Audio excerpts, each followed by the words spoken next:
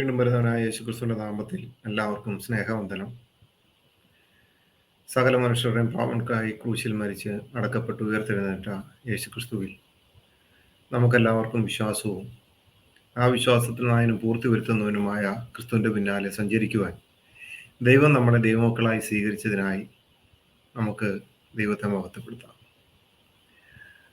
ആ ഒരു സ്നേഹത്തിലൂടെയാണല്ലോ നമ്മുടെ ജീവിതം മുഴുവൻ. എന്നാൽ കുറച്ച് കാലങ്ങളായിട്ട് ചില ആൾക്കാർ പറയുന്നത് മക്കൾ എന്ന പദവിയേക്കാളും ഏറ്റവും നല്ലത് അടിമ എന്ന പദവിയാണ്. അവർ പറയുന്നത് മക്കൾ എന്ന പദവിയേക്കാൾ ഏറ്റവും നല്ലത് അടിമ എന്ന പദവിയാണ്, അടിമയാണ് ഏറ്റവും നല്ലത്, മക്കളാകേണ്ട കാര്യമില്ല എന്നാണ്. പക്ഷെ എന്നാൽ ഒരു ക്രിസ്ത്യാനി എന്ന് പറയുന്നത്, ഒരു ക്രിസ്തീയ വിശ്വാസി എന്ന് പറയുന്നതിൽ ഏറ്റവും അഭിമാനം എന്ന് പറഞ്ഞാൽ ആ ദൈവത്തിന്റെ മകളാണ്, മകനാണ് എന്ന് പറയുന്നതാണല്ലോ. കുറച്ച് ദിവസമായിട്ട് ഒരു ഉസ്താദിന് ഞാൻ മറുപടി കൊടുക്കുന്നുണ്ട്, 2 എപ്പിസോഡ് ചെയ്തു. അപ്പൊ ഇപ്പം ഇത് ചെയ്യാനുള്ള കാരണം, ആ ഉസ്താദ് പറയുന്നത് ഇസ്ലാമിക ലോകത്തെ ഒരു പ്രമുഖനായ വ്യക്തിയാണെന്ന് ഞാൻ വിശ്വസിക്കുന്നു. കാരണം 5 ലക്ഷത്തിന് മുകളിൽ ഫോളോവേഴ്സ് ഒക്കെ ഉള്ള ഒരു മനുഷ്യനാണ്. അദ്ദേഹം പറയുകയാണ് അവരും അള്ളാഹുവിന്റെ അടിമകളാണ് എന്നാണ് പറയുന്നത്. ആര്? ക്രിസ്ത്യാനികൾ. അല്ലേ ഉസ്താദെ, ഈ ക്രിസ്ത്യാനികൾ എങ്ങനെയാണ് അള്ളാഹുവിന്റെ അടിമകളാകുന്നത്? ക്രിസ്ത്യാനികൾ എങ്ങനെയാണ് അള്ളാഹുവിന്റെ എന്ന് വെച്ചാൽ ഇസ്ലാമിന്റെ ദൈവമായ അല്ലെങ്കിൽ ഖുറാനിൽ പറയുന്ന അള്ളാഹു എന്ന പേരിൽ അറിയപ്പെടുന്ന ആ ദൈവത്തിന്റെ അടിമകളാകുന്ന എങ്ങനെയാണ് ക്രിസ്ത്യാനികൾ? കാരണം ഈ ക്രിസ്ത്യാനികൾ, സത്യക്രിസ്ത്യാനികൾക്ക് ഒരിക്കലും ഈ അള്ളാഹുവായിട്ട് യാതൊരുവിധ ബന്ധവുമില്ല. ഖുറാനിൽ പറയുന്ന അള്ളാഹു എന്ന ദൈവമായിട്ട് യാതൊരുവിധ ബന്ധവുമില്ല. അപ്പോൾ നിങ്ങൾ പറയും അറബി ബൈബിളിനകത്ത് അള്ളാഹു എന്ന് പറയുന്ന എഴുതിയിട്ടുണ്ടല്ലോ. ശരിയാണ്, ദൈവം എന്ന് പറയുന്ന സ്ഥലങ്ങളിലെല്ലാം എഴുതിയിട്ടുണ്ട്. അങ്ങനെയാണെങ്കിൽ പുതിയ നിയമത്തിലേക്ക് വരുമ്പോഴത്തേന് അള്ളാഹുവിന്റെ മകനായിട്ട് യേശുക്രിസ്തുവിനെ നിങ്ങൾ അംഗീകരിക്കുമെന്ന് ഞങ്ങൾ പൂർണ്ണമായിട്ടും വിശ്വസിക്കുന്നു. കാരണം അവിടെ ദൈവത്തിന്റെ മകൻ എന്ന് പറയുന്ന സ്ഥലങ്ങളിലെല്ലാം അള്ളാഹുവിന്റെ മകൻ എന്നാണ് നിങ്ങളത് വിശ്വസിക്കുമെന്ന്, നിങ്ങളത് പൂർണ്ണമായിട്ട് ഏറ്റെടുക്കുമെന്ന് ഞങ്ങൾ വിശ്വസിക്കുന്നു. അപ്പൊ ഇവിടെ പറഞ്ഞു വന്നതിന്റെ കാരണം, ഈ ഉസ്താദ് പറയുന്നത് ഈ ക്രിസ്ത്യാനികൾ എന്ന് പറയുന്നത് അള്ളാഹുവിന്റെ അടിമകളാണ്, അവരെ സ്നേഹിക്കണം, ബഹുമാനിക്കണം എന്നൊക്കെയാണ് പറയുന്നത്. എന്തിനാണ് ഉസ്താദ് ഇങ്ങനെ ഈ കള്ളത്തരം പറയേണ്ട കാര്യം? നിങ്ങൾക്ക് എങ്ങനെ പറയാൻ സാധിക്കുന്നു നിങ്ങളല്ലാത്ത ബാക്കിയുള്ള അന്യമതത്തിൽപ്പെട്ടവർ മുഴുവനും അള്ളാഹുവിന്റെ അടിമകളാണ് എന്ന് പറയാൻ നിങ്ങൾക്ക് എങ്ങനെ സാധിക്കുന്നു? നിങ്ങൾ അടിമകളായിട്ട് ജീവിച്ചോ, ഒരു കുഴപ്പമില്ല. നിങ്ങൾ അടിമകളായിട്ട് തന്നെ ജീവിച്ചോ, നിങ്ങൾ അടിമകളായിട്ട് തന്നെ ജീവിക്കുകയും മരിക്കുകയും ചെയ്തോളൂ, ഒരു കുഴപ്പമില്ല. പക്ഷെ ഒരു കാരണവശാലും ക്രിസ്ത്യാനികൾ അള്ളാഹുവിന്റെ അടിമയാണ് എന്ന് പറഞ്ഞു വരരുത്. അതിൻ്റെ അകത്ത് ഒത്തിരി പ്രശ്നങ്ങളുണ്ട്. കാരണം നിങ്ങൾ ആരാധിക്കുന്ന ദൈവമായിട്ട് ഞങ്ങൾക്ക് യാതൊരുവിധ ബന്ധവുമില്ല. ഞങ്ങളുടെ വിശ്വാസവും അനുസരിച്ച് നിങ്ങളുടെ വിശ്വാസമായിട്ട് യാതൊരുവിധ ബന്ധവുമില്ല. ഞങ്ങൾക്ക് മാതൃക വെച്ചിട്ട് പോയ കർത്താവായ യേശുക്രിസ്തുവും അവന്റെ അപ്പോസ്തലന്മാരും ഉണ്ട്. എന്നാൽ ഇസ്ലാമിന്റെ പ്രവാചകൻ എന്ന് പറയുന്ന അദ്ദേഹം നിങ്ങൾക്ക് എന്ത് മാതൃകയാണ് വെച്ചിട്ട് പോയത്? ആ മാതൃക നിങ്ങൾക്ക് പാലിക്കാൻ പറ്റുമോ ഇല്ലയോ എന്നുള്ളത് നമുക്ക് പിന്നീട് വരും കാലങ്ങൾ നമുക്ക് ചിന്തിക്കാം. പക്ഷെ ഉസ്താദ് പറയുന്ന ഒരു കാര്യം വളരെ വ്യക്തമായിട്ട് ഉസ്താദ് പറയുന്നത് ഇങ്ങനെയാണ്, അള്ളാഹുവിന്റെ അടിമയാണ് ആര്? ക്രിസ്ത്യാനികൾ അള്ളാഹുവിന്റെ അടിമയാണ്. അതെങ്ങനെ ഉസ്താദ് ശരിയാന്നേ? ഒന്ന് കേട്ടു നോക്കാം. അഭിമാനം ഉണ്ടാകൂ എന്ന് ആരെങ്കിലും ചിന്തിക്കുന്നെങ്കിൽ അത് തെറ്റാണ്. നമ്മുടെ ക്രൈസ്തവ സഹോദരങ്ങൾ അവരും അള്ളാഹുവിന്റെ അടിമകളാണ്. നമ്മുടെ വിശ്വാസങ്ങൾ തമ്മിൽ വ്യതിരിക്തതയുണ്ടെങ്കിലും അവരും കേട്ടോ, അവരും അള്ളാഹുവിന്റെ അടിമകളാണ്. വിശ്വാസങ്ങൾ തമ്മിൽ വ്യതിരിക്തത ഉണ്ടാവും. ശരിയാണ്. അടിമയുഗത്തിൽ നിൽക്കുന്ന അള്ളാഹുവിന്റെ അടിമയുഗത്തിൽ നിൽക്കുന്ന ഉസ്താദിനെ ബാക്കിയുള്ള മനുഷ്യരും അള്ളാഹുവിനെ, നിങ്ങൾ വിശ്വസിക്കുന്ന അള്ളാഹുവിന്റെ അടിമയാണെന്ന് പറയാൻ ശകലമെങ്കിലും ഉളുപ്പ് വേണ്ടേ? നിങ്ങൾ അടിമകളായിട്ട് ജീവിച്ചോ. ദൈവ മക്കൾ എന്ന പദവിയിൽ നിൽക്കുന്ന ഞങ്ങൾ ദൈവത്തിന്റെ മക്കളായിട്ട് തന്നെ ജീവിച്ചോളാം. നിങ്ങൾ പക്ഷെ അള്ളാഹുവിന്റെ അടിമയാണ് ക്രിസ്ത്യാനികൾ എന്ന് പറഞ്ഞു വരുന്നത് വല്ലാത്തൊരു പാപ്പരത്വമല്ലേ? ശരിയല്ലേ? വല്ലാത്തൊരു പാപ്പരത്തിലൂടെയല്ലേ ഉസ്താദെ കടന്നു പോണത്? നിങ്ങളൊന്ന് ചിന്തിച്ചു നോക്കിയേ, ഉസ്താദിന്റെ ആ പാപ്പരത്തെ നിങ്ങളൊന്ന് ചിന്തിച്ചു നോക്ക്. അവരും അള്ളാഹുവിന്റെ അടിമകളാണ്. അവരോട് സ്നേഹവും ബഹുമാനവും കാരുണ്യവും ഒക്കെ ഉണ്ടാകണം. പക്ഷേ വിശ്വാസങ്ങൾ നമുക്ക് ഏറ്റെടുക്കാൻ നിർവാഹമില്ല. കാരണം റഹ്മാനായ റബ്ബ് നമ്മോട് എന്താണ് ദൈവമെന്ന്, സൃഷ്ടാവ് എങ്ങനെയാണെന്ന് നമുക്ക് പഠിപ്പിച്ചു തന്നിട്ടുണ്ട്. ആ രൂപത്തിൽ, ആ സ്ട്രക്ചറിൽ കേട്ടോ, അവരും അള്ളാഹുവിന്റെ അടിമകളാണ്. ആര്? ക്രിസ്ത്യാനികൾ. അവരോട് എന്തൊക്കെ വേണം? സ്നേഹവും ബഹുമാനവും കാരുണ്യവും ഒക്കെ വേണമെന്ന് പറയുമ്പോഴത്തേന് ഉസ്താദ് ഇസ്ലാമിന് പുറത്ത് നിൽക്കുന്ന വ്യക്തിയാണ്, അകത്ത് നിൽക്കുന്ന വ്യക്തിയാണ്. എങ്ങനെയാണ് ഉസ്താദെ അള്ളാഹുവിലും മുഹമ്മദിലും വിശ്വസിക്കുന്നതായിട്ടുള്ള ഒരു വ്യക്തിക്ക് ഈമാൻ കാര്യത്തിൽ, ഇസ്ലാം കാര്യത്തിലും, ഖുറാനിലും, ഹദീസിലും, തഫ്സീറുകളിലും, സിറകളിലും എന്ന് വേണ്ട നിങ്ങളുടെ മതഗ്രന്ഥങ്ങളിലും, പ്രത്യേകിച്ച് അള്ളാഹുവിലും മുഹമ്മദ് റസൂലാണെന്ന് വിശ്വസിക്കുന്ന ഒരു മുസ്ലിമിനെ എങ്ങനെ ഒരു ക്രിസ്ത്യാനിയെ സ്നേഹിക്കാൻ സാധിക്കും? എങ്ങനെ ഒരു ക്രിസ്ത്യാനിയെ ബഹുമാനിക്കാൻ സാധിക്കും? എങ്ങനെ ഒരു ക്രിസ്ത്യാനിയെ കരുണയോടെ നോക്കാൻ സാധിക്കും? അങ്ങനെ നോക്കുന്നുണ്ടെങ്കിൽ നിങ്ങൾ ഇസ്ലാമിന് പുറത്താണ്. നിങ്ങൾ ഈ മാനവികതയൊക്കെ പറഞ്ഞുകൊണ്ട് വരുമ്പോൾ ഒന്ന് ചിന്തിക്കണം. നിങ്ങൾ ഇസ്ലാമിന് അകത്ത് നിന്നാണോ മാനവികത പറയുന്നത്, അതോ പുറത്ത് നിന്നാണോ? കാരണം തക്കിയ നിങ്ങൾക്ക് 3 കാര്യങ്ങളിൽ പറയാമല്ലോ. ഈ 3 കാര്യങ്ങളിൽ തക്കിയ പറയുമ്പോഴത്തേന് നിങ്ങൾക്കത് കുഴപ്പമില്ല. നിങ്ങൾക്കത് വളരെ സന്തോഷകരമായിട്ട് എന്ത് ചെയ്യാം? തക്കി അടിച്ചുകൂടാം. കാരണം നിങ്ങൾക്ക് പ്രമാണം ഉണ്ടല്ലോ. 3 കാര്യത്തിന്മേൽ തക്കി അടിക്കുക എന്നുള്ള കാര്യത്തിന്മേൽ പ്രമാണം ഉള്ളതുകൊണ്ട് ഈ തക്കി അടിച്ചുകൊണ്ട് ഈ വെളുക്കുള്ള ചിരിയും ചിരിച്ചുകൊണ്ട് വന്നിട്ട് നാട്ടുകാരെ പറ്റിക്കാൻ നോക്കരുത്. അതൊക്കെ പഴയ കാലം. കാരണം അന്നൊക്കെ ഒരു 10-20 വർഷത്തിന് മുമ്പൊക്കെ എന്ന് വെച്ച് കഴിഞ്ഞാല് നിങ്ങളുടെ ഇസ്ലാമോ ഖുറാനോ മറ്റുള്ള കാര്യങ്ങളോ പഠിക്കാൻ പറ്റാതിരുന്ന, അല്ലെന്നുണ്ടെങ്കിൽ പഠിക്കാൻ താല്പര്യമില്ലാതിരുന്ന സാഹചര്യങ്ങളായിരുന്നു. എന്നാൽ ഇവിടെ യേശു ദൈവമല്ല, ബൈബിൾ ദൈവികമല്ല, അപ്പോസ്തലനായ പൗലോസിനെ പറ്റി മോശം പറഞ്ഞ്, ബൈബിളിനെ പറ്റി മോശം പറഞ്ഞ്, ബൈബിളിലുള്ള ആൾക്കാരെ പറ്റി മോശം പറഞ്ഞ് സ്റ്റേജ് വലിച്ചു കെട്ടി പല സ്ഥലങ്ങളിലും ഇത് തുടങ്ങിയപ്പോഴാണ് ക്രൈസ്തവരായിട്ടുള്ള ഞങ്ങളെപ്പോലുള്ളവർ ഇത് വായിക്കുകയും പഠിക്കുകയും മനസ്സിലാക്കുകയും എഴുതാനും സംസാരിക്കാനും തുടങ്ങിയത്. നിങ്ങൾ തുടങ്ങി വെച്ചതാണ്. അപ്പൊ ആ പഠനത്തിന്റെ ഭാഗത്ത് എന്ന് പറയുകയാണ് മതവിശ്വാസങ്ങൾ തമ്മിൽ എന്ത് ചെയ്ത് വലിയ വ്യത്യാസമുണ്ട്. ഞങ്ങൾ ഒരിക്കലും നിങ്ങളുമായിട്ട് യോജിച്ചു പോകാൻ താല്പര്യപ്പെടുന്നവരല്ല. കാരണം എന്താണ്? ഞങ്ങളുടെ കയ്യിലിരിക്കുന്ന വിശുദ്ധ വേദപുസ്തകവും നിങ്ങളുടെ ഇരിക്കുന്ന ഖുറാനും വെച്ച് നോക്കുമ്പോൾ തന്നെ ഒരുപാട് വ്യത്യാസങ്ങളാണ് ദൈവത്തിന്റെ കാര്യത്തിൽ, വിശ്വാസത്തിന്റെ കാര്യത്തിൽ. കാരണം ദൈവം ഞങ്ങൾക്ക് ഉറപ്പാണെങ്കിൽ നിങ്ങൾക്ക് ദൈവസങ്കല്പമാണ്. സങ്കല്പിക്കുന്നുണ്ടെന്ന് ഒരു കുഴപ്പമില്ല. അതേപോലുള്ള പല കാര്യങ്ങളും ഞങ്ങൾക്ക് ഉറപ്പുള്ളപ്പോൾ നിങ്ങൾക്കതില്ല. മനസ്സിലായോ? അതുകൊണ്ടാണ് ഉസ്താദെ പറയുന്നത്. ഉസ്താദ് പറഞ്ഞതിനോട് ഞാൻ യോജിക്കുകയാണ്. നമ്മൾ തമ്മിൽ വിശ്വാസങ്ങൾ തമ്മിൽ ഭയങ്കര വ്യത്യാസങ്ങളാണ്. വിരക്തമായിട്ടുള്ള ഭയങ്കരമായിട്ടുള്ള വ്യത്യാസങ്ങളാണ്. ഞാനത് അംഗീകരിക്കുന്നു. പക്ഷെ എന്നും പറഞ്ഞ് ഈ ഖുറാനിൽ പറയുന്ന ദൈവത്തിന്റെ, ഹദീസിൽ പറയുന്ന മുഹമ്മദിന്റെ, അല്ലെങ്കിൽ ആ മുഹമ്മദിന്റെ അടിമത്തത്തിലാണ് ഞങ്ങളും ജീവിക്കുന്നതെന്ന് വന്ന് പറയുന്നത് വല്ലാത്ത ഒരു ബുദ്ധിമുട്ടുണ്ടാക്കുന്നുണ്ട് ഉസ്താദെ. അതേപോലെ തന്നെ ഉസ്താദ് പറഞ്ഞ വോയിസ് ഒന്നുകൂടെ ഒന്ന് കേട്ടു നോക്കാം. അന്നേരം നിങ്ങൾക്ക് കാര്യം മനസ്സിലാവും. ഉസ്താദ് പറഞ്ഞ വോയിസ് ഒന്നുകൂടെ ഒന്ന് കേട്ടു നോക്കാം. അവരും അള്ളാഹുവിന്റെ അടിമകളാണ്. അവരോട് സ്നേഹവും ബഹുമാനവും കാരുണ്യവും ഒക്കെ ഉണ്ടാകണം. പക്ഷേ വിശ്വാസങ്ങൾ നമുക്ക് ഏറ്റെടുക്കാൻ നിർവാഹമില്ല. കാരണം ഇവിടെ ഉസ്താദ് എന്താണ് പറഞ്ഞത്? അവരോട് സ്നേഹവും ബഹുമാനവും കാരുണ്യവും അല്ല. എങ്ങനെ സ്നേഹിക്കാൻ പറ്റുമെന്ന് ഉസ്താദ് പറഞ്ഞു. ഉസ്താദ് ആരെ ഈ മദ്രസയിൽ പഠിക്കുന്ന പിള്ളേരോട് പറഞ്ഞു. അത്യാവശ്യം ഇസ്ലാം വിഷയങ്ങൾ അറിയാവുന്ന ഈ വന്ന യുവതലമുറയോടൊന്നും പറയാൻ പോകരുതേ. കാരണം അവർക്കറിയാം സ്നേഹിക്കാൻ നിങ്ങളുടെ പ്രമാണത്തിൽ ഒരു കാര്യമില്ല. ക്രിസ്ത്യാനിറ്റിയെ സ്നേഹിക്കാൻ, ക്രിസ്ത്യാനികളായിട്ടുള്ളവരെ സ്നേഹിക്കാൻ എങ്ങനെ സാധിക്കും ഉസ്താദെ? വളരെ വ്യക്തമായിട്ട് നിങ്ങളുടെ ഖുറാനും ഹദീസും തഫ്സീറുകളിലും വളരെ വ്യക്തമായിട്ട് എഴുതി വെച്ചിട്ടുണ്ട്. അത് അപ്പൊ ഒന്നെങ്കിൽ ഉസ്താദ് മുർത്തതാണ്, അല്ല എന്നുണ്ടെങ്കിൽ ഇസ്ലാമിന്റെ കാര്യങ്ങളെ അറിയാത്ത ഒരു പണ്ഡിതനാണ് താങ്കൾ, അല്ലെങ്കിൽ ഒരു ഉസ്താദാണ്. ശരിയല്ലേ? ഒന്നെങ്കിൽ മൃതതായിട്ട് ജീവിക്കുക, ഒന്നെങ്കിൽ അകത്ത് അല്ലെങ്കിൽ പുറത്ത്. വിശുദ്ധ വേദോസത്തിൽ പറയുന്നത് ഒന്നെങ്കിൽ ഉഷ്ണവാനാകുക അല്ലെങ്കിൽ ശീതോഷ്ണവാനാകുക എന്ന് പറഞ്ഞിരിക്കുന്ന പോലെ ഇങ്ങനെ പോകരുത് ഉസ്താദ്. ഉസ്താദ് പറഞ്ഞ അടുത്തൊരു വോയിസ് ഒന്ന് കേട്ടു. ആ സ്ട്രക്ചറിൽ നിന്നുകൊണ്ട് വിശ്വസിക്കാനേ നമുക്ക് നിർവാഹമുള്ളൂ. അവരും അങ്ങനെ തന്നെയല്ലേ പറഞ്ഞത്? ആദ്യ പേര് നിങ്ങൾ കണ്ടല്ലോ, യേശുക്രിസ്തുവാണ് ദൈവം രക്ഷകൻ എന്ന് വിശ്വസിക്കുന്നവരാണ് യഥാർത്ഥ ക്രിസ്ത്യാനി എന്ന് പറയുന്ന പോലെ നമ്മുടെ വിശ്വാസം ഈസാ നബി അലൈഹിസ്സലാം അള്ളാഹുവിന്റെ ദൂതനാണ്. ഇവിടെ വന്നത് മുബശ്ശിറായിട്ടാണ്. ശേഷം ഒരു പ്രവാചകൻ വരാനുണ്ട്, അഷ്റഫുൽ ഖൽഖായി. കേട്ടല്ലോ ഉസ്താദെ. ഞാൻ അടുത്ത എപ്പിസോഡിൽ യേശു ഈസയും തമ്മിലുള്ള വ്യത്യാസം, ഇസ്ലാമിലെ ഈസയും ബൈബിളിലെ യേശുവും തമ്മിലുള്ള വ്യത്യാസത്തെ പറ്റി അടുത്ത എപ്പിസോഡിൽ നമുക്ക് വരാം. എങ്കിൽ ഇപ്പോൾ പറയുകയാണ്, ഒരു കാരണവശാലും ഉസ്താദെ നിങ്ങളുടെ ചിന്താഗതികൾ ഇവിടെ നടന്നു പോകത്തില്ല. കാരണം അതിന് വ്യക്തമായിട്ടുള്ള പല കാരണങ്ങളുണ്ട് ഉസ്താദെ. ഉസ്താദിന് എന്തോ അതറിയത്തില്ല. ആൾക്കാരെ ഇങ്ങനെ പൊട്ടന്മാരാക്കാവോ?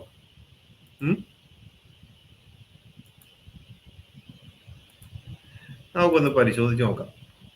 ഇവിടെ ഞങ്ങൾ ദൈവമക്കളാണ് എന്ന് പറയാനുണ്ടായ പ്രധാന കാരണം ഇതാണ് ഉസ്താദെ. അവനെ കൈക്കൊണ്ട് അവന്റെ നാമത്തിൽ വിശ്വസിക്കുന്ന ഏവർക്കും ദൈവമക്കളാകാൻ അവൻ അധികാരം കൊടുത്തു. ഞങ്ങൾ യേശുക്രിസ്തുവിനെ കൈക്കൊണ്ട് യേശുക്രിസ്തുവിന്റെ നാമത്തിൽ വിശ്വസിക്കുന്ന ഞങ്ങൾ ദൈവമക്കളായിട്ട് തന്നെയാണ് ജീവിക്കുന്നത്. അതുകൂടാതെ തന്റെ ഏകജാതനായ പുത്രനിൽ വിശ്വസിക്കുന്ന ഏവനും നശിച്ചു പോകാതെ നിത്യജീവൻ പ്രാപിക്കേണ്ടതിന് ദൈവം അവനെ നൽകുവാൻ തക്കവണ്ണം ലോകത്തെ സ്നേഹിച്ചു. അപ്പൊ ഞങ്ങൾ ദൈവമക്കൾ എന്ന പദവിയിൽ, ദൈവം സ്നേഹിക്കുന്ന ഈ ഒരു ദൈവമക്കൾ എന്ന പദവിയിൽ നിൽക്കുന്ന ഞങ്ങളെ വിളിച്ചിട്ട് ഞങ്ങൾ അടിമയുഗത്തിലാണെന്നൊക്കെ പറയുമ്പോൾ ഉസ്താദ് ഒന്ന് ചിന്തിക്കണം. നിങ്ങൾ അടിമയുഗത്തിൽ കിടന്നോളൂ, നിങ്ങൾ അടിമകളായി ജീവിച്ചോളൂ, ഒരു കുഴപ്പമില്ല. പക്ഷെ ഞങ്ങൾ ഇതേപോലെ ഇങ്ങനെ ഒരു ഇതിലാണ് ജീവിക്കുന്നതെന്ന് പറഞ്ഞ് വരാതിരിക്കുന്നതാണ് ഏറ്റവും നല്ലത്. എന്നാൽ നമുക്ക് ഖുറാന്റെ അകത്തേക്ക് നോക്കുകയാണെന്നുണ്ടെങ്കിൽ നിങ്ങൾക്ക് എങ്ങനെ ഞങ്ങളെ സ്നേഹിക്കാൻ സാധിക്കും? ഫാത്തിഹ 1-ാം അധ്യായം അതിന്റെ 1 മുതൽ 7 വരെയുള്ള ആയത്തിൽ നമുക്ക് ആയത്തൊന്ന് വായിച്ചു നോക്കാം. പരമകാരുണികനും കരുണാനിധിയും അള്ളാഹുവിന്റെ തിരുനാമത്തിൽ സ്തുതി. സർവ്വലോക പരിപാലനായ അള്ളാഹുവിനാകുന്നു. പരമകാരുണികനും കരുണാനിധിയും പ്രതിഫല ദിവസത്തിന്റെ ഉടമസ്ഥനുമായ നിന്നെ മാത്രം ഞങ്ങൾ ആരാധിക്കുന്നു. നിന്നോട് മാത്രം ഞങ്ങൾ സഹായം നേടുന്നു. ഞങ്ങളെ നീ നേർമാർഗത്തിൽ ചേർക്കണമേ. അഥവാ നീ അനുഗ്രഹിച്ചവരുടെ മാർഗത്തിൽ, കോപത്തിനിരയായുടെ മാർഗത്തിലല്ല, പിഴച്ചുപോയവരുടെ മാർഗത്തിലുമല്ല. ഇവിടെ വളരെ വ്യക്തമായിട്ട് ഫാത്തിഹ ഓതാത്ത ഒരു ദിവസം പോലും ഉസ്താദിനും മുസ്ലിങ്ങൾക്കും ഇല്ലല്ലോ. ഒരു മുസ്ലിം ജനിച്ച് അവന് തിരിച്ചറിവായി കഴിഞ്ഞതിന് ശേഷം ഫാത്തിഹ ഓതണം. കാരണം എത്ര ദിവസമാണ് ഒരു ദിവസം ഓതേണ്ടതെന്നെല്ലാം നിങ്ങൾക്ക് വളരെ വ്യക്തമായിട്ട് അറിയാം. ഇവിടെ ഈ പിഴച്ചു പോയവരെന്ന് പറയുന്നത് ആരാണ് ഉസ്താദെ?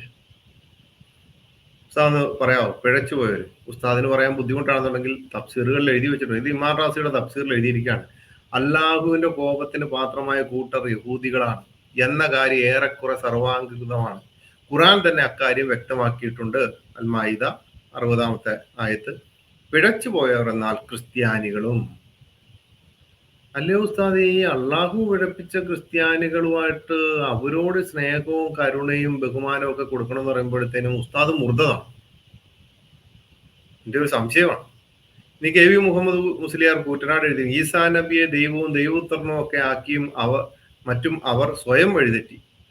ഇവിടെ യേശു ഈസയായിട്ട് ഒരു ബന്ധമില്ല. പക്ഷെ മുസ്ലിങ്ങളായ നിങ്ങൾ പറയുന്നത് ബൈബിളിനകത്ത് പറഞ്ഞിരിക്കുന്ന ദൈവവും ദൈവോത്തരണവുമായ യേശു ക്രിസ്തുവിനെ നിങ്ങൾ ഈസയാക്കി മാറ്റിയുണ്ട്. അതുകൊണ്ടല്ലേ കെ വി മുഹമ്മദ് മുസ്ലിയാർ കൂറ്റനാട് ഇങ്ങനെ എഴുതേണ്ടി വന്നത്?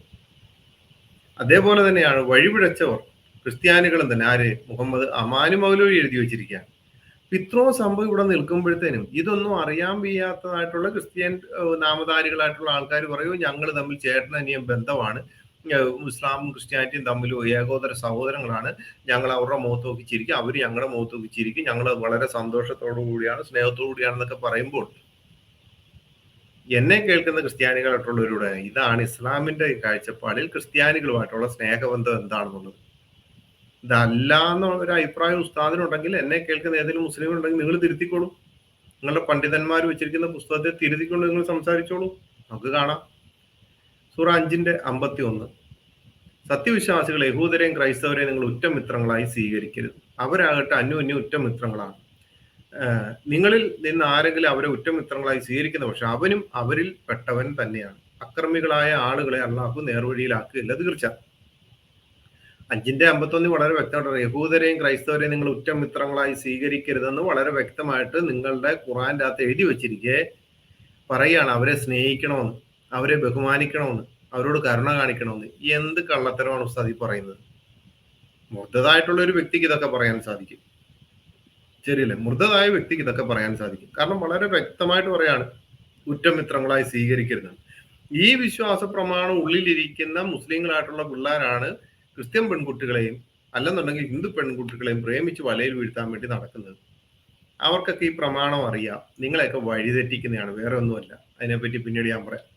അപ്പൊ ഇവിടെ പറയുന്നത് വളരെ എപ്പോഴും മുസ്ലിങ്ങളായിട്ടുള്ളവർ പറയും ഇത് അന്ധകാലത്ത് ക്രിസ്ത്യാനികളുമായിട്ട് യുദ്ധ സമയത്ത് ഇറങ്ങിയ ആയത്തൊക്കെയാണെന്ന് പറഞ്ഞുകൊണ്ട് വരാറുണ്ട്.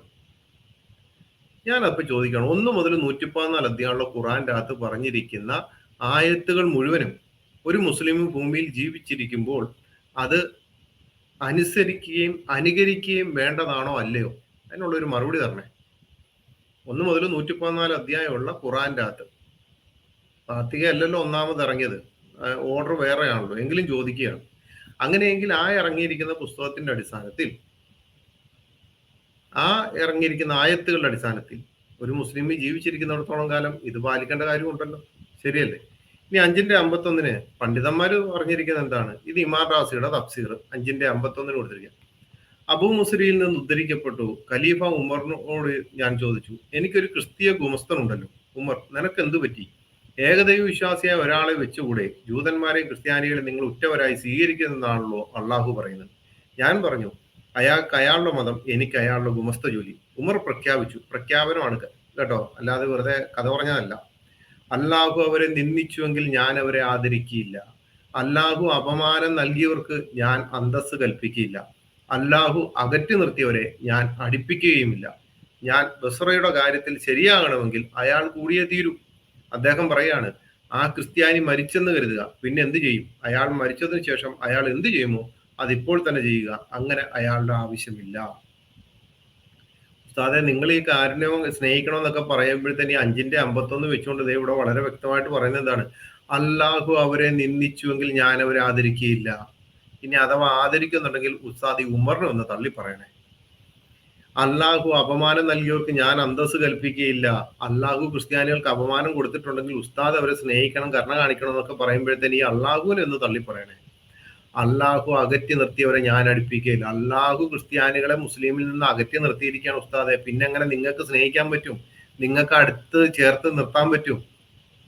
പറയുന്നതിന് കുറച്ചെങ്കിലും ഒക്കെ ഒരു സാമാന്യ ബോധം. ഇതൊക്കെ നിങ്ങൾക്കറിയാം. തഫ്സീറും ഒന്നും അറിയാൻ വയ്യാതെ തലയെക്കെട്ടും കെട്ടി ഒരു ഉസ്താദായിട്ട് ഇരിക്കാൻ പറ്റത്തില്ലല്ലോ, ശരിയല്ലേ?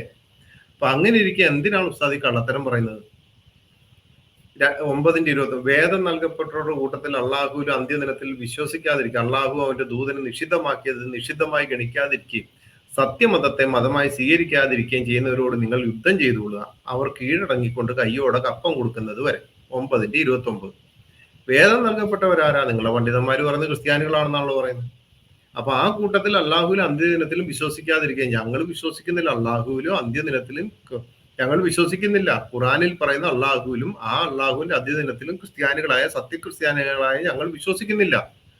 അള്ളാഹു അവന്റെ ദൂതനും നിഷിദ്ധമാക്കിയത്, മുഹമ്മദ് ആണല്ലോ ദൂതൻ, ആ ദൂതൻ നിഷിദ്ധമാക്കിയത് എത്രത്തോളം ദൂതൻ തന്നെ തിരിച്ചെടുത്തിട്ടുണ്ടെന്നുള്ളത് നമുക്ക് പിന്നീട് ചർച്ച ചെയ്യാം. അപ്പം ഇവിടെ വളരെ വ്യക്തമായിട്ട് ഈ അള്ളാഹുവിലും അന്ത്യദിനത്തിലും വിശ്വസിക്കാതിരിക്കുന്ന വേദം നൽകപ്പെട്ടവരോട് യുദ്ധം ചെയ്യാനും കപ്പമൊക്കെ കീഴടങ്ങുന്നിടം വരെ, അടിമയാകുന്നിടം വരെ, ദൈവമകൻ മകൾ എന്നുള്ള പദവിയിൽ നിന്ന് അടിമയാകുന്നത് വരെ കപ്പം മേടിക്കാനും യുദ്ധം ചെയ്യാനും പറഞ്ഞിരിക്കുന്നവരെ എങ്ങനെ ഉസ്താദിന് സ്നേഹിക്കാൻ സാധിക്കും? ഇനി മുടി കറപ്പിക്കുന്നതിന്റെ കാര്യത്തിൽ അതിൽ പോലും വ്യത്യാസമില്ലേ?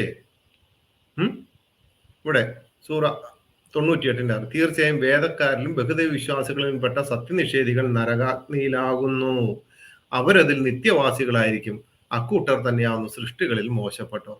ഇത്രയ്ക്ക് മോശപ്പെട്ടതായിട്ട് ജനിപ്പിച്ചെന്ന് ഉസ്താദിന്റെ പുസ്തകത്തിൽ എഴുതി വെച്ചിരിക്കുന്ന ഈ ക്രിസ്ത്യാനികളെയും ബഹുദൈവ വിശ്വാസികൾ എന്ന് പറയുന്ന മറ്റുള്ളവരെയും എങ്ങനെ ഉസ്താദിന് സ്നേഹിക്കാൻ പറ്റുന്നു? ഉസ്താദെ, ഒരു വല്ലാത്ത പരിപാടി തന്നെയാണ് ചെയ്തുകൊണ്ടിരിക്കുന്നത് കേട്ടോ.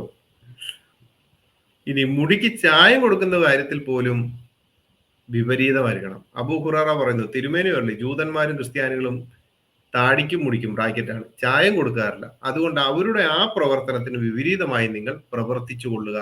സഹീഹുൽ ബുഖാരി അധ്യായം 59 ഹദീസ് നമ്പർ 1406 പേജ് 696. അത് വളരെ വ്യക്തമായിട്ട് എഴുതിയിരിക്കുകയാണ്, മുടിക്ക് ചായം കൊടുക്കാറില്ല, അതുകൊണ്ട് അവരുടെ പ്രവർത്തനത്തിന് വിപരീതമായി നിങ്ങൾ മുടിക്കൊന്ന് ചായം, ഇപ്പൊ എല്ലാവരും ചായം കൊടുക്കുന്നു, നിങ്ങളുടെ കൂട്ടത്തിൽപ്പെട്ടവരും ഡൈ അടിക്കുന്നുണ്ട്, ഓരോരുത്തരും ഡൈ അടിക്കുന്നുണ്ട്, എല്ലാ കൂട്ടത്തിൽപ്പെട്ടവരും ഡൈ അടിക്കുന്നുണ്ട്. പക്ഷെ ജൂതന്മാരും ക്രിസ്ത്യാനികളും താടിക്കും മുടിക്കും ചായം കൊടുക്കാറില്ല, അതുകൊണ്ട് അവരുടെ പ്രവർത്തനം ഞാൻ ചായം കൊടുക്കാത്തതുകൊണ്ട് നിങ്ങൾ എന്ത് ചെയ്യണം? കൊടുത്തോളാൻ. അവരുടെ പ്രവർത്തനത്തിന് നേരെ വിപരീതമായിരിക്കണം എന്നുള്ളതാണല്ലോ നിങ്ങളുടെ ആശയം. അപ്പൊ ഇതിൻ്റെ അകത്ത് എങ്ങനെ ഉസ്താദിന് പറയാൻ സാധിക്കുന്നു ഉസ്താദെ സ്നേഹിക്കണമെന്നൊക്കെ? അടുത്തത് സഹീഹ് മുസ്ലിം വാല്യം 1 ഭാഗം 39 ഹദീസ് നമ്പർ 13. അബൂ ഹുറൈറ നിവേദനം, റസൂൽ പറഞ്ഞു, ജൂതന്മാരോടോ ക്രിസ്ത്യാനികളോടോ നിങ്ങൾ സലാം കൊണ്ട് ആരംഭിക്കരുത്, അവരെ നിങ്ങൾ വഴിയിൽ കണ്ടുമുട്ടിയാൽ അവരോട് പ്രയാസം പ്രകടമാക്കണം. സഹീഹ് മുസ്ലിം വാല്യം 1 ഭാഗം 39 ഹദീസ് നമ്പർ 13. ക്രിസ്ത്യാനികളെ ഒന്ന് സലാം കൊണ്ട് ആരംഭിക്കരുത്, അവരെ നിങ്ങൾ വഴിയിൽ കണ്ടാൽ എന്ത് ചെയ്യണം? പ്രയാസം പ്രകടമാക്കണം. അങ്ങനെ അത് ഞാൻ പറഞ്ഞുതരാം എങ്ങനെയാണെന്ന്. ഒരു ക്രിസ്ത്യാനി നടന്നു പോകുന്നു, ഒരു മുസ്ലിം എതിരെ വരുന്നു, ക്രിസ്ത്യാനി മാറിക്കൊടുക്കണം, മുസ്ലിം നേരെ വരും, അവൻ മാറത്തില്ല. കാരണം എന്താണ്? ഈ ഹദീസുകളെല്ലാം അവരുടെ ഉള്ളിൽ കിടക്കുകയാണ്. ആ കിടക്കുന്ന ഹദീസുകൾ ഉള്ളിൽ കിടക്കുമ്പോൾ എങ്ങനെ അവർ മാറിത്തരും? കാരണം പ്രയാസം പ്രകടനമാക്കണമെന്ന് ഏത് രീതിയിലാണെങ്കിലും എന്ത് ചെയ്യണം? ഈ ഹദീസുകളും ഖുർആൻ ആയത്തുകളും ഒരു മുസ്ലിമിന്റെ ഉള്ളിലുണ്ട്. ചിലവർ പറയാം അവർ ഖുറാനൊന്നും അറിയത്തില്ല, ചുമ്മാതാണ്, മദ്രസ പോയിട്ടുള്ള ഒരു വ്യക്തിയാണെങ്കിൽ അവർക്ക് ഖുറാനും ഹദീസും അറിയത്തില്ല എന്നാണോ പറയുന്നത്? അവർക്ക് വ്യക്തമായിട്ട് കാര്യങ്ങൾ അറിയാം. അത് തക്കിയ ഇറക്കാൻ ഇവർക്ക് കുഴപ്പമില്ലാത്തതുകൊണ്ട് ഇവർക്ക് എന്തും ചെയ്യാമല്ലോ. അടുത്തത്, നിങ്ങൾ ഈ ഹദീസ് കേട്ടിട്ടുണ്ടായിരിക്കും, വായിച്ചിട്ടുണ്ടായിരിക്കും. ഈ മുസ്ലിങ്ങളായിട്ടുള്ളവര് ക്രിസ്ത്യാനികളുടെ മുഖത്ത് നോക്കി എപ്പോഴും പുഞ്ചിരിച്ചുകൊണ്ട് നടക്കും. പുഞ്ചിരിച്ചു നടക്കുന്നതിന്റെ കാര്യം ഇതൊക്കെ തന്നെയാണ്, വേറെ ഒന്നും അല്ല. അബൂ ബുർദ തന്റെ പിതാവിൽ നിവേദനം, നബി പറഞ്ഞു, ഉയർത്തെഴുന്നേൽപ്പ് നാളിൽ മുസ്ലിങ്ങളിൽപ്പെട്ട ചില ആളുകൾ പർവ്വതം പോലുള്ള പാപങ്ങളുമായി വരും. എന്നിട്ട് അല്ലാഹു അവർക്ക് പുറത്തു കൊടുക്കും. അവ ക്രിസ്ത്യാനികളുടെയോ ജൂതരുടെയോ മേൽ വെക്കും. സുഹീഹ് മുസ്ലിം വാല്യം 3 ഭാഗം 49, ഹദീസ് നമ്പർ 51. എങ്ങനുണ്ട്? ഈ പറയുന്ന മുസ്ലിങ്ങൾ പർവ്വതം പോലുള്ള പാപങ്ങൾ ചെയ്തിട്ട് വരുമ്പോൾ അവരുടെ പാപങ്ങൾ എടുത്ത് തോളത്ത് വെക്കുമ്പോൾ അതിന്റെ ചുമട്ടുതൊഴിലാളിയാണ് ഈ ക്രിസ്ത്യാനികളെന്നാണ് ഇവരുടെ ഉള്ളിലെ ധാരണ. ആ ധാരണ വെച്ചുകൊണ്ടാണ് ഇവർ മുഖത്ത് നോക്കിച്ചിരിക്കുന്നത്, അല്ല സ്നേഹത്തിന്റെ കരുണയുടെ ഒന്നുമല്ല. അപ്പോൾ ഇവിടെ ഇവരുടെ പാപങ്ങൾ മറ്റൊരു മനുഷ്യരിലേക്ക്, ക്രിസ്ത്യാനിയുടെ ജൂതനായിട്ടുള്ള മനുഷ്യരുടെ തലയിലേക്ക് വെച്ചു കൊടുത്തിട്ട് പാപത്തെ പകർന്നു കൊടുക്കുന്ന പരിപാടിയുള്ള ഈ അള്ളാഹുവിന്റെ അടിമയായ ഈ ഉസ്താദ് പറയാണ് ക്രിസ്ത്യാനികളെ സ്നേഹിക്കണം. എങ്ങനെ സ്നേഹിക്കാൻ പറ്റും? കാരണം അള്ളാഹു പാവിയായിട്ടുള്ള മനുഷ്യനെ നിങ്ങളുടെ അള്ളാഹു സ്നേഹിക്കുന്നില്ലല്ലോ. ഉണ്ടോ? ബഹുദൈവ വിശ്വാസികളിൽ പെട്ട ഒരു ക്രിസ്ത്യാനിയുടെ ജൂതന്റെ തലയിലേക്ക് നിങ്ങളുടെ വിശ്വാസം അനുസരിച്ച് എടുത്തു വെക്കുമ്പോൾ അള്ളാഹു അവരെ സ്നേഹിക്കുന്നുണ്ടോ? സ്നേഹിച്ചതുകൊണ്ടാണോ? അല്ലല്ലോ. അവരെ ഏറ്റവും നിന്ദരാക്കി മാറ്റുന്നതുകൊണ്ടല്ലേ ഈ പാപം എടുത്ത് തലയിലേക്ക് വെക്കുന്നത്. ഉസ്താദ് ഒന്ന് ചിന്തിച്ചു നോക്കി, ഉസ്താദ് മുർത്തതാണോ അതോ അകത്താണോ പുറത്താണോ? ഒന്ന് ചിന്തിച്ചു നോക്ക്. ഇതൊക്കെ അറിയാത്ത ഹദീസുകളോ ഇനിയും അറിയത്തില്ല എന്നുണ്ടെങ്കിൽ പഠിച്ചോ. സാധാരണ ഞങ്ങളാണിപ്പം ഖുർആൻ ആയത്തുകളും ഹദീസുകളും പഠിപ്പിച്ചുകൊണ്ടിരിക്കുന്നത് ക്ലബ് ഹൗസ് പോലുള്ള സകല മേഖലകളിലും. അപ്പൊ അതുകൊണ്ട് ഇതുകൂടെ ഒന്ന് പഠിച്ചു നോക്കുന്നത് വളരെ നല്ലതായിരിക്കും. ശരിയല്ലോ ഉസ്താദെ? അടുത്തത്, സുഹീഹ് മുസ്ലിം വാല്യം 3 ഭാഗം 49, ഹദീസ് നമ്പർ 50. ഉമർ ഇബ്നു അബ്ദുൽ അസീസ് തന്റെ പിതാവിൽ നിവേദനം, നബി പറഞ്ഞു, ഒരു മുസ്ലിമും മരിക്കുന്നില്ല, അല്ലാഹു അവന്റെ സ്ഥാനത്ത് ഒരു ക്രിസ്ത്യാനിയോ ജൂതനെയോ നരകത്തിൽ പ്രവേശിപ്പിച്ചിട്ടല്ലാതെ. ചില ആൾക്കാർ ഞങ്ങളുടെ കൂട്ടത്തിലും കുറെ എണ്ണം ബായി നിങ്ങളുമായിട്ട് തോളത്തിട്ടുണ്ട് നടക്കുന്നുണ്ട്, കൈ ഇട്ടുകൊണ്ട് നടക്കുന്നുണ്ട്. നടക്കുന്നവരോടും പറയാണ്, അവര് നിങ്ങളുടെ തോളത്ത് കൈയിടുന്നുണ്ടെങ്കിൽ നിങ്ങള് അവരുടെ ചുമട്ടുതൊഴിലാളിയാണ്, അവരുടെ പാപങ്ങളെ ചുമന്നുകൊണ്ട് കിടക്കുന്ന ചുമട്ടുതൊഴിലാണ് എന്ന് അവർക്ക് ഉറപ്പുള്ളതുകൊണ്ട് പരിഹാസത്തോടെ തോളത്ത് കയറ്റുകൊണ്ട് കിടക്കുക. ഇനി ഒരു മുസ്ലിമും മരിക്കുന്നില്ല, ശരിയാണ്. ഭൂമിയിൽ ഒരു മുസ്ലിമും മരിക്കുന്നില്ല, ശരിയാണ്. അവന്റെ സ്ഥാനത്ത് ഒരു ക്രിസ്ത്യാനിയോ ജൂതനോ, വളരെ കറക്റ്റായിട്ടുള്ള കാര്യമാണ് കേട്ടോ, വളരെ കറക്റ്റാണ്. കാരണം അത് ഒരു മുസ്ലിമും മരിക്കുന്നില്ല. ഒരു വെള്ളിയാഴ്ച ഷിയയുടെ ഇതിൻ്റെ അകത്താണെങ്കിൽ അടുത്ത വെള്ളിയാഴ്ച സുന്നിയുടെ മറ്റുള്ളതിൻ്റെ അത് ബോംബ് പൊട്ടിക്കുമ്പോഴെല്ലാം അവിടെ എല്ലാം വെള്ളിയാഴ്ച ജുമായ്ക്കൊക്കെ വന്ന് നിൽക്കുന്നത് ആരാ? ക്രിസ്ത്യാനികളും ജൂതനുമാണ് അവരുടെ ആ മസ്ജിദിന്റെ അകത്ത്. ഒരു അവിടെ ഒരു മുസ്ലിമും മരിക്കുന്നില്ല. പത്രത്തിലൊക്കെ എഴുതുന്ന അവർക്ക് എന്തോ തെറ്റുപറ്റിയതാണെന്ന് തോന്നുന്നു. ലാഹോറിലും പാകിസ്ഥാനിലും അവിടെ ഇവിടെയൊക്കെ ഈ ബോംബ് പൊട്ടി മസ്ജിദില് വെള്ളിയാഴ്ച ദിവസം മരിക്കുന്നത് മുസ്ലിങ്ങൾ, ഇത്ര മുസ്ലിങ്ങൾ മരിച്ചു എന്നൊക്കെ, അത് എന്തോ പത്രക്കാർക്ക് പറ്റിയ തെറ്റാണ്. ഇനിയെങ്കിലും ഈ ഹദീസൊക്കെ വെച്ചുകൊണ്ട് ക്രിസ്ത്യാനിയും ജൂതനുമാണ് മരിച്ചത്. കാരണം വെള്ളിയാഴ്ച ജുമായിക്ക് വന്നിട്ട് ഉതുവെടുത്ത് അകത്തേക്ക് കയറി പ്രവേശിച്ചപ്പോൾ പൊട്ടിച്ചെറിയത് ക്രിസ്ത്യാനിയും ജൂതനും ഒക്കെ ആണെന്നൊന്ന് എഴുതി വിടുന്നത് വളരെ നല്ലതായിരിക്കും. അപ്പൊ ഉസ്താദിനോട് പറഞ്ഞു വന്നതിന്റെ കാരണം, ഉസ്താദെ ഇത്രേ ഉള്ളൂ, ഒരു കാരണവശാലും ക്രിസ്ത്യാനികളായ ഞങ്ങള് അള്ളാഹുവിന്റെ അടിമയല്ല. മനസ്സിലായോ? ഈ കാണിച്ചിരിക്കുന്ന ഹദീസുകളുടെ അടിസ്ഥാനത്തിൽ, ഖുറാന്റെ ആയത്തുകളുടെ അടിസ്ഥാനത്തിൽ ഉസ്താദിന് എങ്ങനെ മറ്റുള്ളവരോട് പറയാൻ പറ്റി ഈ ക്രിസ്ത്യാനികളെ സ്നേഹിക്കണം, അവരെ സ്നേഹിക്കണമെന്നൊക്കെ? ഈ തക്കിയ പറയുമ്പോഴത്തേനും ഒന്നും മനസ്സിലാക്കണം. മനസ്സിലായോ? തക്കിയ പറയുമ്പോഴത്തേനും ഒന്നും മനസ്സിലാക്കണം. മനസ്സിലാക്കാതെ ഇങ്ങനെ പറയുമ്പോഴാണ് ഈ പ്രശ്നങ്ങൾ ഉണ്ടാകുന്ന ഉസ്താദെ. ഉസ്താദിന്റെ വാക്ക് നമുക്ക് ഒന്നുകൂടെ ഒന്ന് കേട്ടു നോക്കാം. അവരും അള്ളാഹുവിന്റെ അടിമകളാണ്. അവരോട് സ്നേഹവും ബഹുമാനവും കാരുണ്യവും ഒക്കെ ഉണ്ടാകണം. പക്ഷേ വിശ്വാസങ്ങൾ നമുക്ക് ഏറ്റെടുക്കാൻ നിർവാഹമില്ല. കാരണം റഹ്മാനായ റബ്ബ് നമ്മോട് എന്താണ് ദൈവമെന്ന്, സൃഷ്ടാവ് എങ്ങനെയാണെന്ന് നമുക്ക് പഠിപ്പിച്ചു തന്നിട്ടുണ്ട്. ആ രൂപത്തിൽ, ആ സ്ട്രക്ചറിൽ കേട്ടല്ലോ. റഹ്മാനായ റബ്ബ് സൃഷ്ടാവ് എങ്ങനെയാണെന്ന് പഠിപ്പിച്ചു തന്നിട്ടുണ്ട്. ആ സൃഷ്ടാവ് എന്താണെന്നുള്ള അടുത്ത ദിവസം ഞാൻ എടുക്കാം. ഈസയും യേശു അതോടൊപ്പം തന്നെ സൃഷ്ടാവ് എന്താണെന്നുള്ളത് നമുക്ക് എടുക്കാം. ഉസ്താദിനോട് പറയാനുള്ള ഒരു കാരണം, ഉസ്താദ് ഇങ്ങനെ കള്ളത്തരം പറഞ്ഞ് തക്കിയ പറഞ്ഞ് എന്തിനാണ് വിശ്വാസികളെ പറ്റിക്കുന്നത്? എങ്ങനെ സ്നേഹിക്കാൻ പറ്റും? ഉസ്താദ് തന്നെ പറ. പർവ്വതം പോലുള്ള പാപങ്ങൾ നോക്കും എന്ന് വേണ്ട സകല തൊഴിലാളികളായിട്ട് ഇങ്ങനെ നിർത്തിയിരിക്കുകയാണ്. ആ നിർത്തിയിരിക്കുന്ന യഹൂദന ക്രിസ്ത്യാനി ഉറ്റമിത്രങ്ങളായി സ്വീകരിക്കരുതെന്നെല്ലാം പറഞ്ഞ് എഴുതി വെച്ചിരിക്കുന്ന പുസ്തകം കയ്യിലിരിക്കെ എന്തിനാണ് മറ്റുള്ളവരെ ഇങ്ങനെ പറ്റിക്കുന്നത്? ഈ വിശുദ്ധ വേദപുസ്തകത്തിൽ റോമാലേഖനം എന്ന് പറയുന്നൊരു ലേഖനമുണ്ട്, റോമർക്ക് എഴുതിയ ലേഖനം. അതിന്റെ 2-ാം അധ്യായം എടുത്തൊന്ന് വായിച്ചു കഴിഞ്ഞാൽ ഉസ്താദിന് വളരെ കാര്യങ്ങൾ അതിൽ നിന്ന് മനസ്സിലാവും. ഈ മുഖപക്ഷമില്ലാതെ ഏത് മനുഷ്യനും മനസ്സാക്ഷിയുടെ കാലത്ത് വരെ ഉള്ളവരെ വരെ ന്യായം വിധിക്കുന്ന ഒരു ദൈവത്തെ പറ്റി വിശുദ്ധ വേദപുസ്തകത്തിൽ പറയുന്നുണ്ട്. ഒന്ന് വായിക്കുന്നതല്ലായിരിക്കും. കാരണം പാപത്തെ മറ്റൊരു മനുഷ്യനിലേക്ക് പകരാൻ പറ്റത്തില്ല എന്ന് ഇസ്ലാമിക വിശ്വാസത്തെ എടുത്ത് ദൂരെ കളയുന്ന ആ ഹദീസാണ് ഞാൻ നേരത്തെ വായിച്ചത്. പർവ്വതം പോലുള്ള പാപങ്ങളുമായിട്ട് വരും, ആ പാപങ്ങൾ യഹൂദന്റെയും ക്രിസ്ത്യാനിയുടെ തലയിലേക്ക് വെക്കുമെന്ന് പറയുമ്പോഴത്തേനും മേളിലേക്ക് വെക്കുമെന്ന് പറയുമ്പോൾ അതിപ്പോ നിങ്ങളുടെ പാപമല്ലേ പകരുന്നത്? എന്നിട്ട് നിങ്ങൾ പറയുകയും ചെയ്യും ഒരു പാപം വേറൊരു മനുഷ്യനിലേക്ക് പകരാൻ പറ്റത്തില്ല, അങ്ങനെ ഒരു കാര്യമേ നടക്കത്തില്ല. കാരണം എന്താ? ഞങ്ങൾ വിശ്വസിക്കുന്നത് ഞങ്ങളുടെ കർത്താവായ യേശു ക്രിസ്തു വേഷത്തിൽ മനുഷ്യനായി ഭൂമിയിലേക്ക് കടന്നു വന്ന് ഭൂമിയിലെ സകല മനുഷ്യരുടെയും, മുഹമ്മദിന്റെയും ഉസ്താദിന്റെയും എന്റെയും എന്ന് വേണ്ട ഭൂമിയിലെ സകല മനുഷ്യരുടെയും പാവം കേട്ട് ക്രൂശിൽ മരിച്ചു, അടക്കപ്പെട്ടു, ഉയർത്തെഴുന്നേറ്റു എന്നുള്ള വിശ്വാസത്തിലാണ് ഞങ്ങൾ നിൽക്കുന്നത്. അല്ലാതെ ഉസ്താദ് പറഞ്ഞ കണക്ക് തന്നെ കർമ്മത്താലോ അല്ലെങ്കിൽ കർമ്മങ്ങൾ ചെയ്ത് രക്ഷപ്പെടാന്നുള്ള പരിപാടിയൊന്നും ഞങ്ങൾക്കില്ല. ഉസ്താദിനോട് വളരെ വ്യക്തമായിട്ട് പറയുകയാണ്, സ്നേഹത്തിന്റെ ഭാഷയിൽ പറയുകയാണ്, ഇനിയെങ്കിലും ഇസ്ലാമികളായിട്ടുള്ളവരെയും മറ്റുള്ള മതസ്ഥരും എല്ലാം ഉസ്താദിനെ കാണുന്നുണ്ടല്ലോ, അവരെ ആരെയും പറ്റിക്കാതിരിക്കുക. മനസ്സിലായോ? മുർത്തതായിട്ടാണ് ജീവിക്കുന്നത്, മുർത്തതായിട്ട് മുമ്പോട്ട് പോവുക. അല്ലാതെ വെറുതെ എന്തിനാ കപട വിശ്വാസിയായിട്ടാണ് ജീവിക്കേണ്ട കാര്യം എന്താണ് ഉസ്താദെ? ഞങ്ങൾക്ക് പക്ഷെ പറയാനുള്ള ഒരു കാര്യമുണ്ട്. ഞങ്ങൾക്ക് പറയാൻ പറ്റുന്ന ഒരു സന്ദേശമുണ്ട്, ഞങ്ങൾക്ക് പറയാൻ പറ്റുന്ന ഒരു സുവിശേഷമുണ്ട്. അത് ഉലകത്തിൽ മറ്റൊരാൾക്കും മറ്റുള്ളവർക്കും ഒരാളെ പിൻപറ്റുന്നവർക്കും പറയാൻ പറ്റാത്ത ഒരു സത്യ സുവിശേഷമുണ്ട്. ആ സുവിശേഷം എന്ന് പറയുന്നത് സ്വർഗത്തിൽ നിന്നിറങ്ങി വന്ന് സ്വർഗത്തിലേക്ക് മടങ്ങിപ്പോയ കർത്താവായ യേശു ക്രിസ്തുവിനെ പറ്റിയുള്ള ഒരു സന്ദേശമാണ്. ആ ഉപദേശം, ആ സന്ദേശം പറയുന്ന മനുഷ്യർ അത് കേൾക്കുമ്പോൾ, അത് ഏറ്റെടുക്കുമ്പോൾ അവരുടെ ഹൃദയത്തിൽ ഉണ്ടാകുന്ന ഏറ്റവും വലിയൊരു സന്തോഷം എന്ന് പറയുന്നത്, എന്റെ ആത്മാവിനെ ഞാൻ മരിച്ചു കഴിഞ്ഞാൽ എന്നെ കുഴിയിലിട്ട് അടിച്ചു പൊട്ടിക്കാത്ത ഒരു ദൈവമുണ്ട്. കണ്ണിന് കാഴ്ചയില്ല, ചെവിക്ക് കേൾവിയില്ലാത്ത രണ്ടുപേരെ ഇറക്കി വിട്ട് ഞാൻ ചെയ്ത കാര്യങ്ങൾക്ക് എനിക്ക് ആദ്യത്തെ കാഹള ഊതുന്ന കാലം വരെ ഇട്ട് അടിച്ചു പൊട്ടിക്കുന്ന ഒരു ദൈവം ഉണ്ട് എന്നുള്ള വിശ്വാസത്തിൽ നിന്ന് എടുത്ത് മാറ്റിയിട്ട് ഒരു ജീവനുള്ള ദൈവത്തിലേക്ക് ഇറങ്ങി വരാൻ സാധിക്കും. അതാണ് ഒരു ക്രിസ്തീയ വിശ്വാസിയുടെ ഏറ്റവും വലിയ ഇത്. കാരണം മരിച്ചു കഴിഞ്ഞാൽ നിങ്ങൾ എപ്പോഴും പരലോകം, കബർ ദണ്ഡനം, കബർ ശിക്ഷ ഇതൊക്കെ പറഞ്ഞുകൊണ്ടാണല്ലോ ഭയപ്പെടുത്തി നിർത്തിയിരിക്കുന്നത്. ഞങ്ങൾക്ക് അങ്ങനെയുള്ള ഭയമില്ല.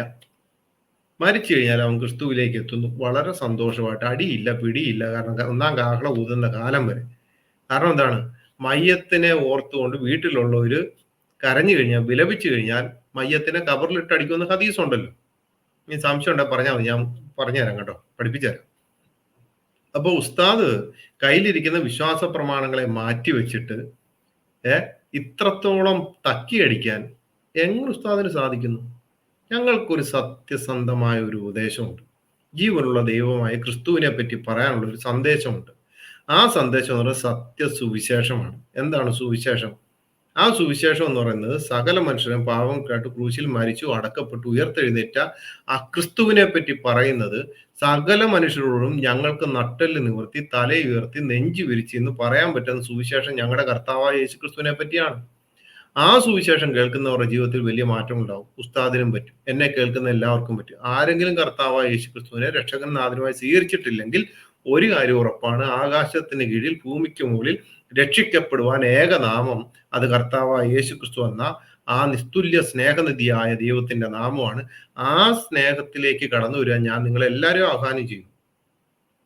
അതിന് 10 പൈസ മുടക്കണ്ട, ഒന്നും ചെയ്യണ്ട. ഹൃദയം തുറന്ന് ഏറ്റു പറഞ്ഞാൽ മാത്രം മതി, കർത്താവിനെ സ്വീകരിച്ചാൽ മാത്രം മതി.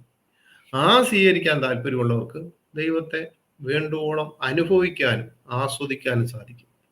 കാരണം അടിമയല്ല, അബ്ബാ പിതാവേ എന്ന് വിളിക്കുന്ന ആ പുത്രത്വത്തിന്റെ ആത്മാവിൽ നിന്നുകൊണ്ട് ദൈവത്തെ പിതാവേ എന്ന് വിളിച്ച് അങ്ങയുടെ മകൻ ഇവിടെ ഉണ്ട്, അങ്ങയുടെ മകൾ ഇവിടെ ഉണ്ടെന്ന് ഏറ്റുപറയാൻ പറ്റുന്ന ഒരു ദൈവിക സന്തോഷത്തിലേക്ക് തിരിയാൻ സാധിക്കും. ഉസ്താദിനോട് പറയണം, ഉസ്താദെ ഇനിയും തക്കിയ പരിപാടി അങ്ങ് നിർത്തുക, അതിന്റെ ആവശ്യമില്ല. ക്രിസ്ത്യാനികൾ അവരുടേതായിട്ടുള്ള വിശ്വാസത്തിന് ഉറപ്പുണ്ട്, അവരുടെ ദൈവത്തിന് ഒരു ഉറപ്പുണ്ട്, സങ്കല്പമല്ല. നിങ്ങൾക്ക് ദൈവ സങ്കല്പമുണ്ടോ? ഞങ്ങൾക്ക് സങ്കല്പമല്ല, ഞങ്ങൾക്ക് ഉറപ്പാണ്. ആ ഉറപ്പിൽ നിന്ന് പോകുന്ന ഞങ്ങൾ ഉസ്താദിനോട് ബാക്കിയുള്ളവരോടും പറയുകയാണ്, രക്ഷിക്കപ്പെടാൻ വലിയ താമസമൊന്നും വേണ്ട. ക്രിസ്തുവിന്റെ സ്നേഹത്തിലേക്ക് വരാൻ അധിക നാൾ കാത്തിരിക്കേണ്ട. ഒന്ന് ഏറ്റു പറഞ്ഞാൽ മാത്രം മതി. തക്കിയ പരിപാടിയൊക്കെ അങ്ങോട്ട് മാറ്റി വെക്കുക. ജീവനുള്ള ദൈവത്തിലേക്ക് തിരിയുക. അതിന് പറ്റിയ സംഭവമാണ്.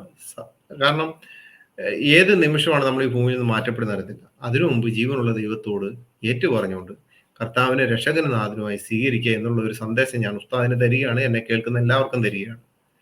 ഉസ്താദെ, തക്കീര പരിപാടിയെല്ലാം നിർത്തുക. മനസ്സിലായോ?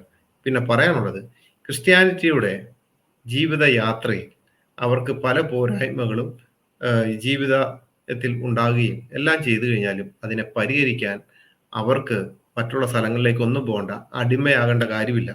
ദൈവമക്കൾ അപ്പനോട് ഏറ്റുപറഞ്ഞാൽ ഏത് പാപവും പൊറുക്കും. അത് ഉറപ്പും വിശ്വാസവും ഞങ്ങൾക്കുണ്ട്. ആ ഉറപ്പും വിശ്വാസമുള്ള ഞങ്ങളുടെ ജീവിതത്തിലേക്ക് കടന്നു വന്നിട്ട് നിങ്ങൾ അടിമകളാണെന്ന് പറയുമ്പോൾ ദൈവമക്കൾ എന്ന പദവിയിൽ നിൽക്കുന്ന ഞങ്ങൾക്ക് അടിമയുഗത്തിലേക്ക് വരാൻ ഒരു താല്പര്യമില്ല. എന്നെ കേട്ട എല്ലാവരോടും പറയാം, അടിമകളല്ല, ദൈവമക്കളായി ജീവിച്ച് തന്നെ നമുക്ക് ഈ ഭൂമിയിൽ നിന്ന് വളരെ സന്തോഷത്തോടെ വളരെ പ്രത്യാശയോടെ ക്രിസ്തുവിൽ ചേരുവാൻ സാധിക്കും. ഇത് വെറുതെ അടിമയാണ്, അതാണ് ഇതാണെന്നൊക്കെ പറഞ്ഞു വരുമ്പോൾ ഒരു കാര്യം ഉറപ്പിക്കുക, ജീവനുള്ള ദൈവം നിങ്ങളെ സ്നേഹിക്കുന്നുണ്ട്. ഏത് മനുഷ്യനെ സ്നേഹിക്കുന്നുണ്ട്. നിങ്ങളുടെ ഏത് പ്രശ്നത്തിനും എവിടെയും എന്തിനും പരിഹാരം നൽകുവാൻ സർവശക്തനായ ദൈവം ഇന്നും നമ്മുടെ ഇടയിൽ വസിക്കുന്നുണ്ട്. ആ ജീവനുള്ള ദൈവം നിങ്ങളെ സകലരെയും സമൃദ്ധമായി അനുഗ്രഹിക്കട്ടെ എന്ന് പറഞ്ഞുകൊണ്ട് എൻ്റെ വാക്കുകൾ നിർത്തുന്നു. സർവശക്തനായ ദൈവം എല്ലാവരെയും ധാരാളമായി അനുഗ്രഹിക്കട്ടെ.